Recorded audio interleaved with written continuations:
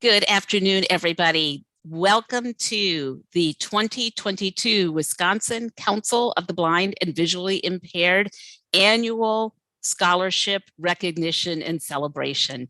I'm Denise Jess, Executive Director here at the Wisconsin Council of the Blind and Visually Impaired, and it is my honor to welcome our 8 outstanding scholars and young leaders this afternoon. And I'm so excited for you to meet them. And it's just been a pleasure to chat with them a little bit and connect and have them be very patient and kind as us older folks run the Zoom tech. So thank you for your grace, everybody. The Wisconsin Council of the Blind and Visually Impaired celebrates our 70th anniversary this year with a mission of promoting the dignity and empowerment of people in Wisconsin who live with vision loss through advocacy, education, and vision services. And our scholarship program, for me, and I think for many others, is just a signature example of our mission of empowerment. We know that education is the doorway to employment and to a sense of strong self-worth and a sense of belonging and connection and meaning and community involvement and just that true sense of dignity. So to be able to offer a little bit of funding to our students in their educational journey just feels like an incredible, incredible privilege. Scholarships have been an important part of the council since our history began 70 years ago. So back in our early days, our founders pulled together money, gathered donations so that we could offer, 1 or 2 scholarships. And that went on for many, many years. Then we had some very generous donors, members of the Priest family and the Johnson family and others who gave very sizable bequests to the council upon their passing. And those generous gifts, we've been able to build a sustaining scholarship fund, which funds these students, and each student is receiving $2,000 this week, and we'll be able to sustain this program well into the future. So we're able to create this beautiful both and providing for students now and providing for students yet to come. We want to welcome you to the program this afternoon, and I want to run through that so everybody knows what to expect. In just a few minutes, we're going to share a 3-minute video with you all that we created in honor of our 70th anniversary. And for those of you who might not be as familiar with the council, I think this is a great introduction to the work that we do, to our history. For those of you with functional sight, you'll see some pictures from our archives, and we've also audio described those pictures so that they're accessible to everyone. So if you see some outdated access technology, never fear, it's not the stuff we're using today, it's part of our history. And then after that 3-minute video, we'll bring on one of our scholarship work group members who will do a thank you to our donors. And then we'll move through the program with hearing from our work group members as they introduce our scholars. Each scholar will have the opportunity to introduce themselves to you, to share a little bit about their major field of study and their hopes and dreams and what excites them about that field of study. And we'll wind up the program with a reading and then a closing. So anticipate that we'll be together for about the next 40 minutes or so. And then this recording will be available on our YouTube channel after this program is over. And that way you can share it with other friends and family who maybe were not able to attend today. So I'll pause there and give space to to Bob Jacobson, our communications director, to share with you our anniversary video.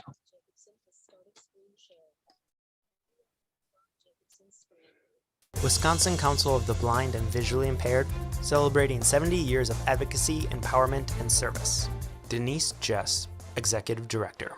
When the Wisconsin Council of the Blind and Visually Impaired was founded in 1952, many of the tools and technologies that those of us with vision loss use on a day-to-day basis were not yet created. Yet our founders had a vision for what life could be like for those of us living with vision impairment, because they too were people who were blind and visually impaired and wanted to live full and vibrant lives. A group of people tubing on a body of water. Rhonda Stotts, Secretary, Board of Directors. My first contact with the council came when I was 3 years old. I was attending a preschool program at the Wisconsin School for the Visually Handicapped, and several of the council founding members were there as well. It was the first time in my life that I'd met successful blind adults. A man standing at a small table giving a presentation to people seated at round tables.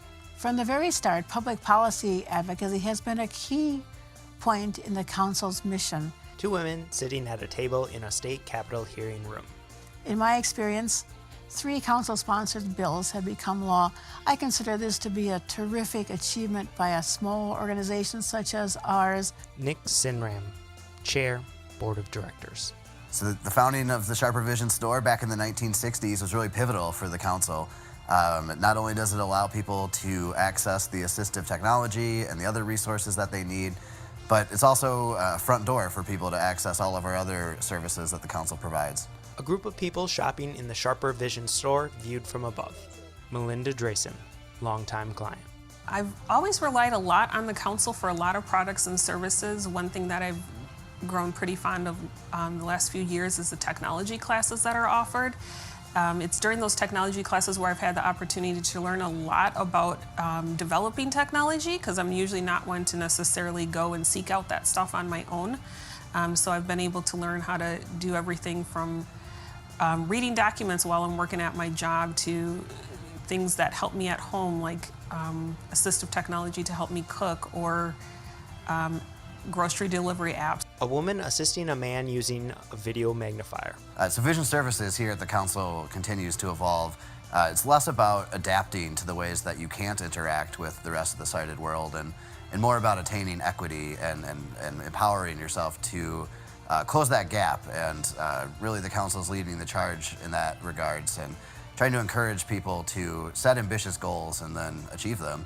A group of people on a birding outing standing on a wooden bridge. During our 70th anniversary year here at the Wisconsin Council of the Blind and Visually Impaired, please join us in celebrating our progress towards a more equitable, accessible, and inclusive future for all people in Wisconsin living with vision loss.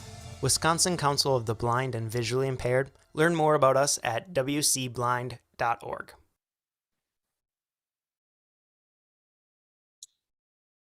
Congratulations, students. My name is Terry Young, and I am a new member of the Council Board. On behalf of the board and staff, thank you to Associated Bank for sponsoring this important event each year.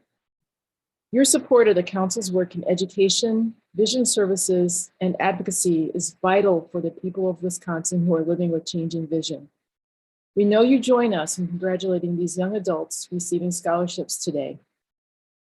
I also extend our gratitude to the Friends of the Council. These are individuals who have contributed $500 or more each year. Your generosity provides a pillar of support for all the programs and services that impact the lives of our clients and customers every single day. Thank you so much. So now let's meet our scholarship recipients.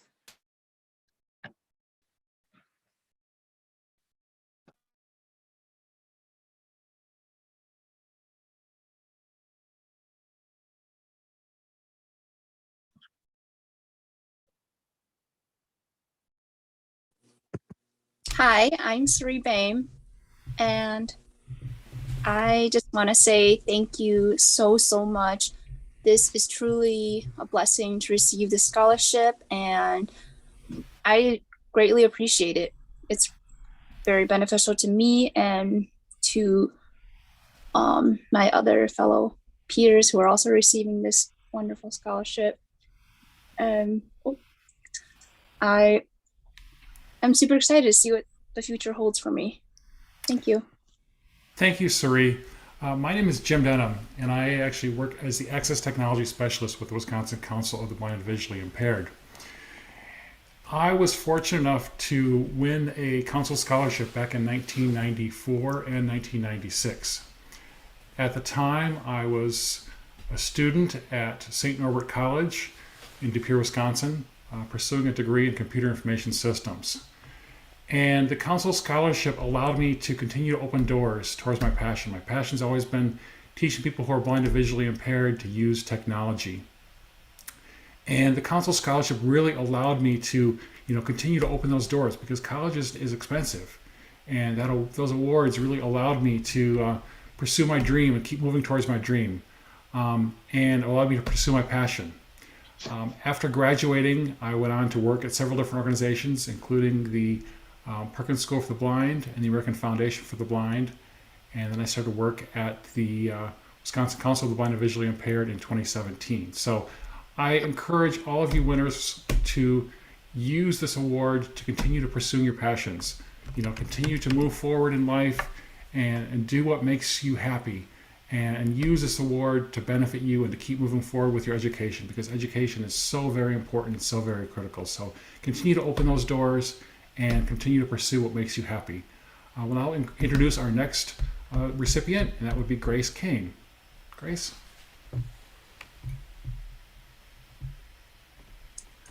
Hi, my name is Grace Kane, and I study at UW Whitewater, and my major is music education, and I'm really very grateful for the council providing me with the scholarship. It helps with schooling a lot, and I'm really excited to continue my education. I'm going into my junior year this coming year, so I'm really excited to continue my education to learn to become a music teacher and hopefully get to make a lot of connections with students and teach them a lifelong love of music. So thank you.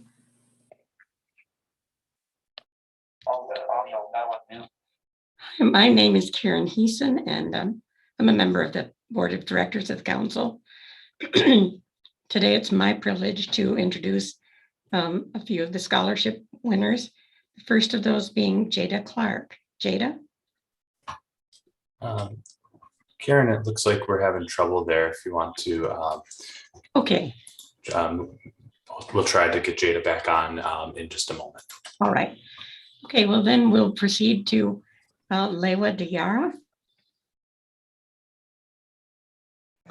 Hi, my name is Lewa Diarra, and I'm from Madison. I'm currently studying at the University of Minnesota, Twin Cities, and I'm studying psychology, and I'm really excited to be able to give back to my community and support people with their mental health.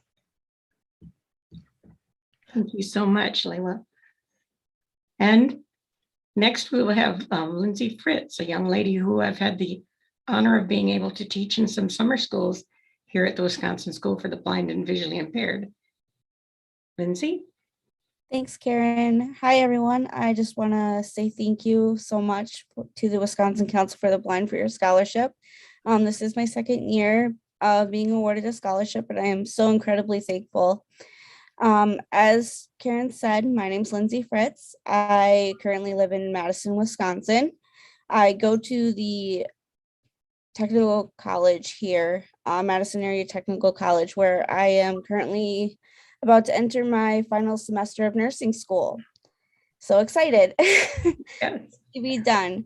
I have been tentatively accepted into Madison's accelerated RN to BSN program. So once I graduate this December, I do plan on attending that in the spring. And finishing up, I have plans of working at Meritor in their labor and delivery clinic. I do have some offers as well at the VA. So we'll see how that goes through. barring I pass my state boards exam, which I have no doubt that it'll go smoothly. I do intend on entering the nursing field, obviously, and we'll see how that goes. Thank you. Thank you, Lindsay. Welcome. I'm Patty Slobby, and I'm a member of the Board of Directors of the Council. And I would like to begin by introducing Kaylee Mueller. Hi, my name is Kaylee Mueller. I currently live in Campbellsport, and I will be going into my second year at University of Green Bay, where I am studying psychology. And I just want to say thank you so much for this scholarship, because it will really help as I continue my studies, and eventually will likely be getting a master's degree as well. Thank you, Kaylee. Next is Nathan Schmidt. Hi, my name is Nathan Schmidt, obviously. I'm from Franklin, Wisconsin, which is in Milwaukee County. And I'm in high school right now, but at the end of this year, I plan to go to the Milwaukee Area Technical College and then eventually transfer over to UWM to go into computer science. And I am very thankful for this scholarship, as it will help like ease the punch to my wallet and hopefully help me pursue my education faster and meet new people. Thank you, Nathan. Our last scholarship winner is George Tuttle. Hi, my name is George Tuttle. I'm from Drummond, Wisconsin, way up in the top of the state. Starting in the fall, I will be a junior at Carroll University, which is in Waukesha by Milwaukee. My undergraduate is in healthcare administration, and I will be continuing on to get my doctorate of physical therapy. I would really like to thank the council for helping me work my way towards where I am now. I have received this scholarship twice before. This is my third year, so the council has helped me a long way, and they continue to help me as I finish up my undergraduate degree and work towards graduate school with the end goal of becoming a physical therapist. So thank you all so much.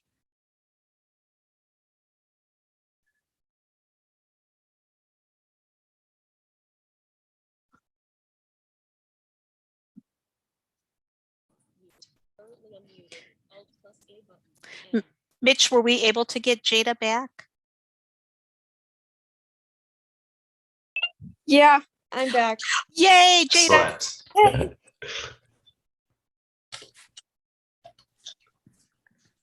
What am I supposed to do? So as I mentioned earlier, Jada, we're really happy to be able to award you this scholarship today, and we'd like to hear a little bit from you, Jada Clark.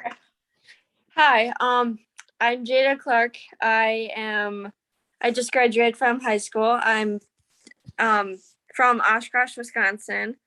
I am currently going to attend UWO Oshkosh for a history major and maybe music. I don't know. I don't know at all. So I'm new at this. It's my first time getting the scholarship. I just want to thank you for it. Yeah. Thank you, Jada.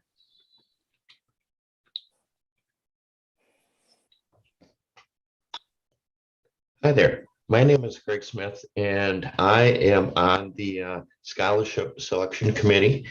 I am vision impaired from birth, and was asked today to do a inspirational reading of some sort, and they left it to me to decide what to do. So right off, I thought about, well, what about something about, what to expect from college? I worked on a college campus for many years. I've done that presentation, but most of you aren't freshmen, so it probably doesn't matter. How about the importance of working hard? You guys just won a competitive scholarship. You already know about that. So I settled on something that isn't often talked about in terms of higher education, and that is luck, whether by accident or design, but luck. Here are what a couple of people said about luck. And first off, you have to give luck its due. I think Edward de Bono said, very good luck to very bad luck. Sometimes it really is about being in the right place at the right time or the wrong place at the wrong time. So sometimes it is just luck. So maybe we should just kind of go with that. Just go with and plan to be lucky. I mean, Earl Wilson says success is really a matter of luck. Ask any failure. Ooh, that's a little harsh. Said in a little bit different way, depend on the rabbit's foot, if you will, but it didn't work for the rabbit. And Ari Shea and about a million other people have said that. So I like this one. Luck has a way of evaporating when you depend on it. You ever just count on having that study time and then it goes away for some reason? Brandon Mall said that a little more positively, but kind of the same thing. Luck has a peculiar habit of favoring those who don't depend on it. So what is good luck? A bunch of people chimed in on that. Luck is tenacity of purpose, says Ralph Waldo Emerson. Luck is, I like this one a lot. Luck is what happens when preparation meets opportunity. The Roman philosopher Seneca said that. Tony Robbins, a little bit updated from the Roman, was a self-help person who was popular a couple of years ago, and he said about the same thing. The meeting of preparation with opportunity generates the offspring that we call luck. And here's one everybody's probably heard. Chance favors the prepared mind. No less a person than Louis Pasteur said that. Diligence is the mother of good luck. Ben Franklin said that. And here's, you're all involved in higher education. This one should make a lot of sense to you. Being deeply learned and skilled, being well-trained, and using well-spoken words. This is good luck. Anonymous said that. And finally, sometimes you have to, we're supposed to mainly talking about good luck here, but sometimes you have to be a little careful about what looks like good luck. I like what Lucille Ball, the comedian and producer from the last century, I suppose, from the 20th century. I like what she said a lot. There's just a movie about her, so updated a little bit. But what Lucille Ball said about luck is, luck, I don't know anything about luck. I've never banked on it, and I am afraid of people who do. Luck to me is something different. It's hard work and realizing what is opportunity and what isn't. So I can finish then by just saying, I hope for you that you all are ready when opportunity comes along. And I certainly, as we all do, wish you the best of luck.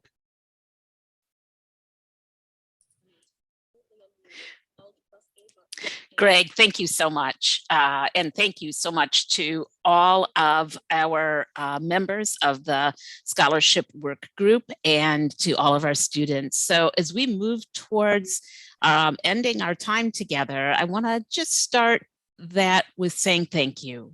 Gratitude is a powerful thing, and holding a heart of gratitude often gives us the energy to move through both the good parts of life and the challenging parts of life. So First, thank you to my colleagues on the scholarship selection work group. The folks you heard from this afternoon who each had a piece of the program, and then the folks who were behind the scenes really offering awesome support. So thank you in addition to Sharon Knopf from our board and Kathleen Collin, who is a program coordinator here at the council.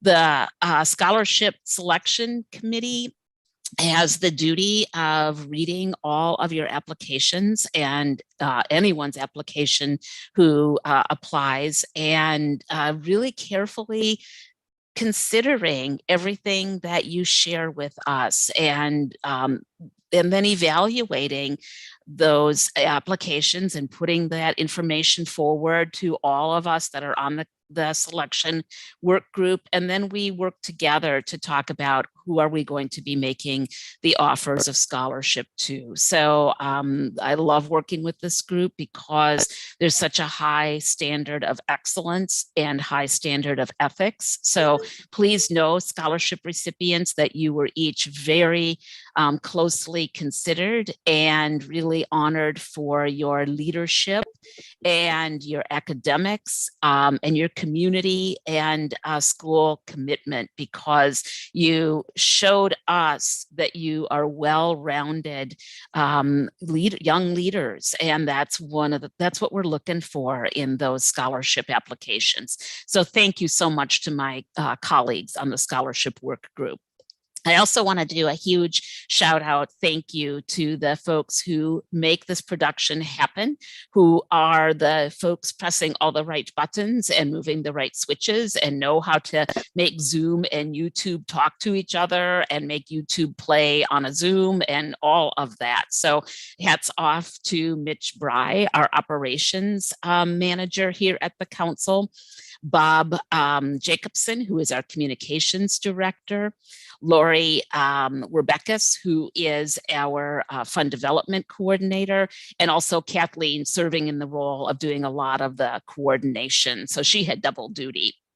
I really want to thank our board and our staff as a whole, who work very tirelessly to make the council really live our mission. Our mission is very alive, and our values of inclusivity and uncompromising respect and integrity are very alive. They're not just something on a website. So thank you to all of you for your diligence and commitment and love of this organization. And then I really just want to say thank you to you all as students. You gave us a great gift by choosing to apply for a scholarship, by sharing your thoughts in your essays, by telling us some of your story. It is such a privilege to meet you, and you are already showing such incredible leadership in your chosen fields and in your communities and in your school. So keep on keeping on, because you are on the path to awesomeness. And my heart is so incredibly full with having the opportunity to connect with you this afternoon. As I read your essays, I personally was really moved by the themes that emerged in nearly all of them, I think probably all of them, about relationship. You know, it has been quite a couple of years. And so I know for many of you, 2020, whether you were still in high school or whether you were already in college, that academic year, the remaining of it, and even into the fall of 2020, was probably spent in front of a computer screen and doing class via Zoom or other platform. And so I know for my daughter, who was a sophomore, freshman and then sophomore, she lived in her teeny tiny dorm room and she did all of her classes online. And the time she got out was when she went to the commons to get her meals. So that's a lot. That's a lot to manage as young adults. And I'm really proud of you for making it through that incredible time of isolation, you know, keeping your academics going, finding ways to stay connected and stay relevant. And then so many of you wrote about what it was like this past year when you could actually connect with other human beings in person, when you could do campus clubs again, when you could do sports again, when you could, have face-to-face social events again, and how liberating that was for so many of you. And it just really struck me about how important human connection is for us, and those really key things about relationship, and how relationship is so vital to our success. We can be incredibly smart people. We can know all sorts of academic stuff and, get straight A's, but unless we have relationship, all of the rest of that is almost for naught. So as you move forward in your year coming up, when you start your fall semester, and as you continue on your journey, I just want to really invite you to find those relationships that really matter to you, where you can be your authentic self, where you get to really let people see your time, your talent, all that you have to give to the world, and that you create space for others to be authentic as well. And that you have relationships where there's opportunity for creativity and there's opportunity for collaboration. As I started this piece and I talked about all the people who made this event possible, it works because we collaborate and partner together. So take those opportunities to collaborate with your peers, with your friends, with your future colleagues. It's powerful. And then as we close, I just want to invite you to also move through the world with kindness. Kindness goes a long way to building the authenticity of relationship. Helen Keller is one of my people who really speaks to my spirit a lot. I started reading biographies about her when I was a third or fourth grader, and have really delved into her history and her writings. And, some of them are really powerful, some of them are controversial, but they're amazing. And one of the sayings that she has in her writings is this one that I want to leave us with. Alone, we can do so little.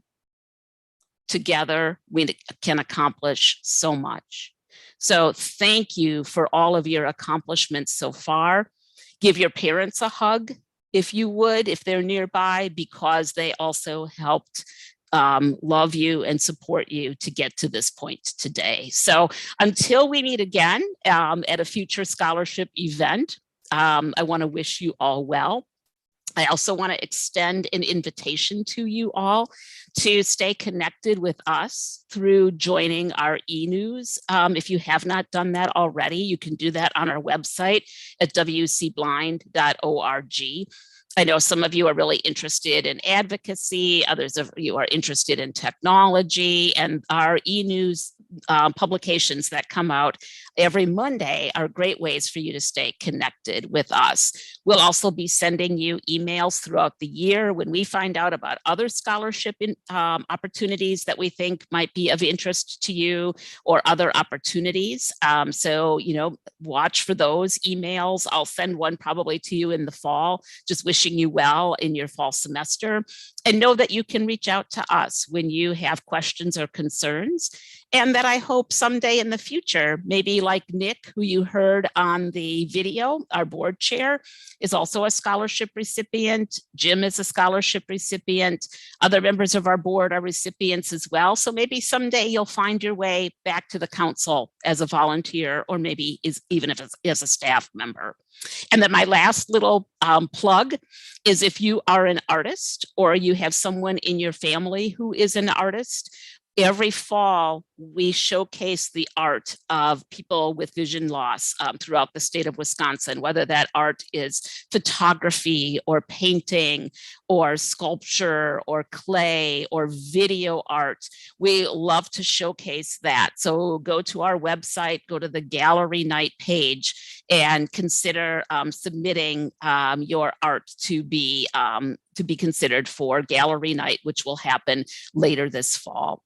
So on that note, be well, everybody. Have a fantastic summer, and thank you so much for the good work you're doing in the world. Good night, everybody.